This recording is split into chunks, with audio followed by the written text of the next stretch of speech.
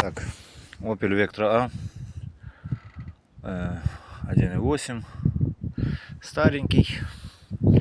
Все помнят, как я ебался с тем колесом, потому что оно лягло вот так туда. Дальше разбираться, в чем причина. Оказывается, когда-то эта машина была ударена так неплохо в эту часть вниз. Потянуло весь лонжерон и увело стакан. Теперь, чтобы стакан назад вытянуть, мне приходится здесь разрезал, здесь разрезал, здесь разрезал, усилитель разрезал, заодно подварю там. Как-то так. Не знаю, что получится. Смотрите дальше, наблюдайте. Надеюсь, все